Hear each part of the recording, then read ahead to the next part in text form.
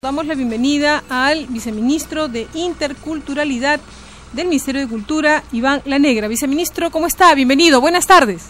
Muy buenas tardes, ¿cómo están? Un placer estar con usted. Bueno, en primer lugar, para sus comentarios en torno al reglamento de la ley de consulta previa, que ya es una realidad y que más, bueno, lo que hemos escuchado son opiniones muy satisfactorias, pero también han surgido algunos cuestionamientos. Uno de ellos se señala, por ejemplo, AIDESEP critica el reglamento, inclusive el señor Henderson Rengifo, dirigente de este movimiento, ha insistido en que el pedido de modificar algunos artículos de la ley de consulta previa, inclusive se habla de recolectar firmas para presentar una demanda de inconstitucionalidad. ¿Qué opina al respecto? Bueno, efectivamente hay que recordar que esta ley de consulta atiende una obligación que el Estado peruano había dejado sin desarrollar desde el año 95, es decir, hace 17 años, y que el presente gobierno, cumpliendo además con sus compromisos, ha dictado, ¿no?, en el mes de septiembre del año pasado, y que ya ha reglamentado en un plazo muy razonable, ¿no? Es decir, ya en abril de este año, hace unos días, ya contamos con el reglamento de la norma, ¿no?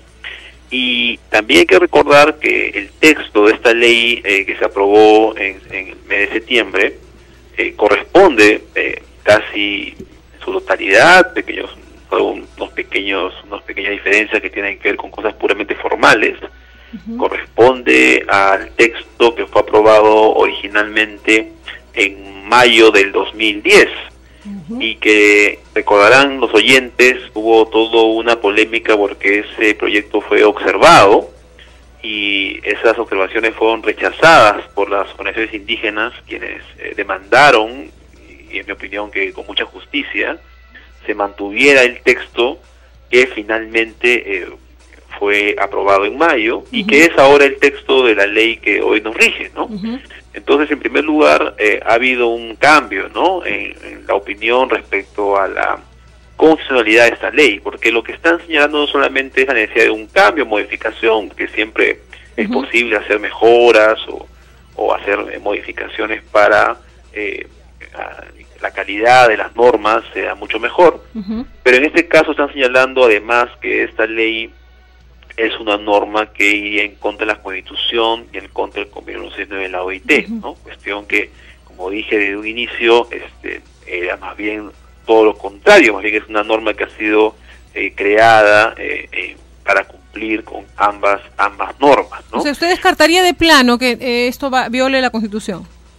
Sin ninguna duda, ¿no? Sin ninguna duda, y además no es un tema que solamente, digamos, descanse en nuestra opinión, sino que hay que recordar que la ley de consulta ha sido objeto de saludo por múltiples instituciones, incluyendo el propio Tribunal Constitucional, que saludó este dispositivo, que inclusive en algunas sentencias ya mencionó el proyecto de mayo del 2010, es decir, el que ha sido la base de esta ley, y que además ha sido saludado por las propias organizaciones vinculadas con el tema de pueblos indígenas, con el tema de derechos humanos, con el tema ambiental. La Comisión Interamericana de Derechos Humanos también saludó en su momento ese dispositivo. También ha sido objeto de saludo por la OIT, por el relator de derechos pueblos indígenas de Naciones Unidas, por la presidenta del Foro Permanente de Derechos Pueblos Indígenas también de Naciones Unidas, es decir, por todos aquellos actores más importantes a nivel nacional e internacional. Entonces, ¿qué buscaría AIDESEP? ¿Qué buscarían entonces con este tipo de actitudes? Mi impresión, y eso un poco lo he señalado ya anteriormente, es que hay que separar, ¿no?, el tema de los derechos de los pueblos indígenas de algunas, digamos, temas vinculados con la dirigencia, ¿no? Creo que la ley de consulta es una norma muy importante para los pueblos indígenas. Creo que es una norma que hay que implementar y desarrollar en beneficio de los derechos colectivos de dichos pueblos. Y a veces las dirigencias, pues, a veces tienen, pues, una agenda vinculada con la coyuntura, ¿no? Quizás el tema de la ley de consulta fue en su momento una bandera muy importante, ¿no?, para además muy justa, ¿no?, respecto a la necesidad de avanzar en los temas indígenas.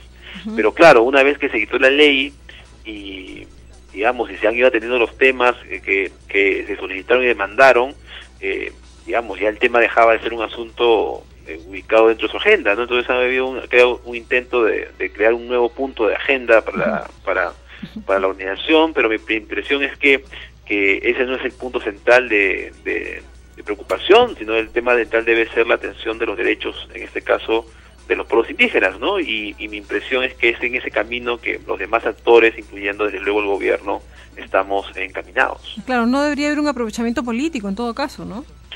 Yo no sé si político o no, eso no me toca a mí hacer ese juicio, pero lo que sí me queda claro es que ha habido un cambio de objetivos, ¿no? Y el objetivo del gobierno es cumplir con sus compromisos, cumplir con la Constitución, cumplir con el Convenio 69 y avanzar en la mejora de las políticas en materia indígena. Ese es nuestro objetivo, ¿no? Así es. Ahora, viceministro, el otro tema es el tema de si esta norma es vinculante, tiene un efecto vinculante o no, y si está acorde con lo que se establece el Convenio 169 de la OIT. Claro, el convenio establece la obligación de los estados de realizar las consultas cuando la medida que piense dar pudiera afectar directamente los derechos colectivos de los pueblos indígenas. Eso es lo que dice el convenio 19 y la ley, que la ley de consulta. Entonces, eso es absolutamente compatible con lo que está reglamentado y regulado nacional e internacionalmente. El tema es qué pasa cuando se llega a un acuerdo, qué pasa si el Estado y los pueblos indígenas llegan a un acuerdo respecto a la medida, ¿no? En ese sentido, el contenido de ese acuerdo es evidentemente obligatorio para las partes, ¿no? Evidentemente que hay que mantener siempre, ¿no?, un respeto a los acuerdos, en particular sus elementos sustantivos, ¿no?, que tienen que ser sin duda objeto de cumplimiento. Pero si no se llegara a un acuerdo, si el Estado y los pueblos indígenas no llegaran a un acuerdo, el Estado puede efectivamente dictar también la medida, ¿no?, porque no queda atado, digamos, a la falta de acuerdo, pero debe realizar una decisión que no sea arbitraria, es decir, debe considerar en su decisión el respeto irrestricto, ¿no?, de los derechos fundamentales, los derechos colectivos de los pueblos indígenas, y respetar, eso no cabe ninguna duda, el marco establecido en la legislación y en las leyes, incluyendo desde luego las obligaciones ambientales. ¿A cuántas organizaciones han sido consultadas? ¿Han participado al interior del país? ¿Ha habido mucha discusión, mucho debate? Le pregunto esto porque han surgido algunas voces diciendo que no, que solo se ha trabajado con unas cuantas, y en consecuencia pues le resta un poco de validez a la discusión. Cuéntenos un poco cómo se desarrolló todo esto. Bueno, inicialmente convocamos a 6 organizaciones nacionales, que eran las 6, además habían venido trabajando, digamos, en el tema previo, ¿no?, de promoción de la ley, y entonces esas mismas organizaciones fueron las que acudieron a la convocatoria de la comisión multisectorial que se conformó para trabajar la reglamentación de la ley de consulta. Estas se integraron al trabajo, con sus representantes en esta comisión. Luego se desarrollaron un total de 7 eventos que fueron financiados a través del INDEPA, del Ministerio de Cultura. Se financió la realización de 7 eventos de evaluación interna, que eran eventos de las propias organizaciones, financiados por el Estado, con el propósito que puedan discutir la propuesta de reglamento.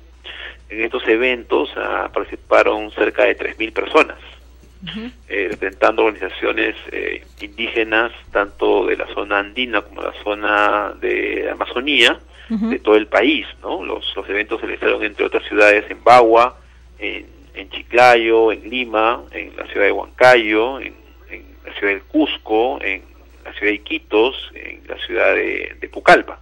Entonces hemos tenido, digamos, una cobertura de todas las zonas del país, norte, sur, centro, ¿no? Tanto las zonas cercanas a las ciudades como las zonas ubicadas en la Amazonía, las ciudades de la sierra de la costa y también las ciudades de la Amazonía, y digamos eso implicó un amplia nivel de participación.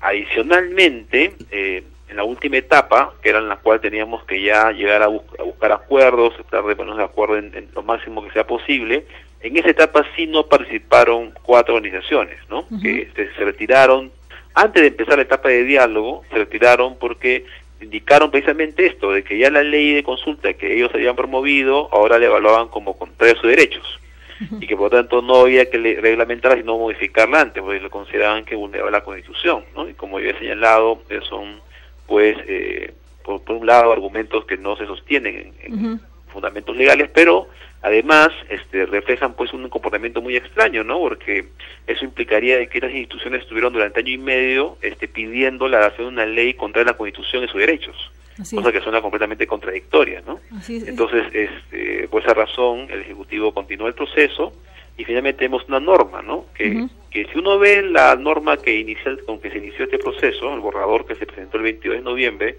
y uno lo compara con esta norma finalmente aprobada, encontrará cambios prácticamente en todo su articulado, con lo cual se revela una verdadera voluntad de escuchar y de incorporar los aportes de todos los actores que han estado interesados en este tema.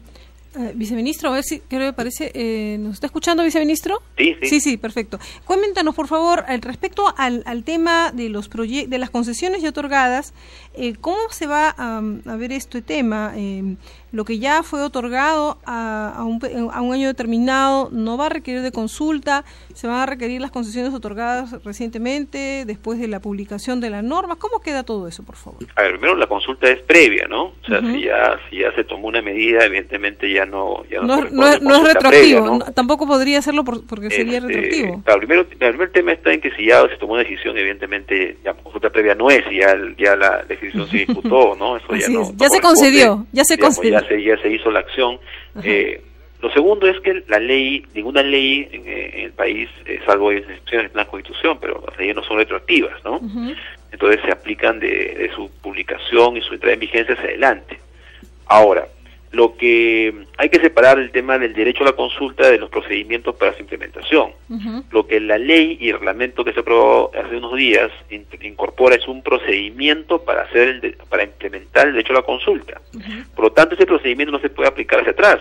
Es un procedimiento que se aplica de su publicación hacia adelante, ¿no? Y lo que ocurre atrás, evidentemente, tendrá que ser juzgado de acuerdo con las normas y con lo que estaba vigente en ese momento. ¿Estaba vigente de hecho la consulta? Claro que sí, estaba vigente, del año 95 está vigente, eso está muy claro en la sentencia del Tribunal Constitucional al respecto. Pero tú no puedes utilizar para juzgar si hubo consulta o no la ley de consulta, ni tampoco el reglamento, porque esas normas todavía no estaban vigentes, no sería una aplicación retroactiva de la ley. Entonces eso está muy claro tanto en la ley de consulta como en el reglamento, ¿no? Y por eso el tribunal en algunas ocasiones ha señalado que si hubiera alguna queja, alguna preocupación puntual de algún pueblo indígena respecto a alguna de estas medidas que se hubieran otorgado, hay que hacer un análisis caso por caso para ver si efectivamente ya en el caso concreto hubo algún pueblo indígena, alguna medida que afectara a ese pueblo indígena y esa afectación fuera una afectación directa. Si se cumplen estos requisitos, evidentemente ahí sí habría habido una vulneración de un derecho y también habría una serie de consecuencias como que tendría que ya de fijar en ese caso el Poder Judicial o el Tribunal Constitucional, que son una serie de consecuencias como resultado del incumplimiento de dicho derecho.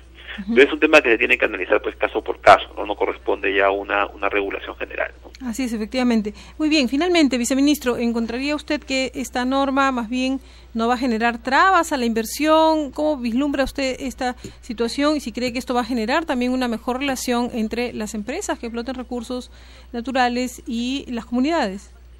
A ver, la principal preocupación de la ley y del viceministerio son los pueblos indígenas, ¿no? Las inversiones en el país, y así es una política del gobierno, ¿no? Son bienvenidas en tanto cumplan con los estándares ambientales y sociales. Así es. ¿No?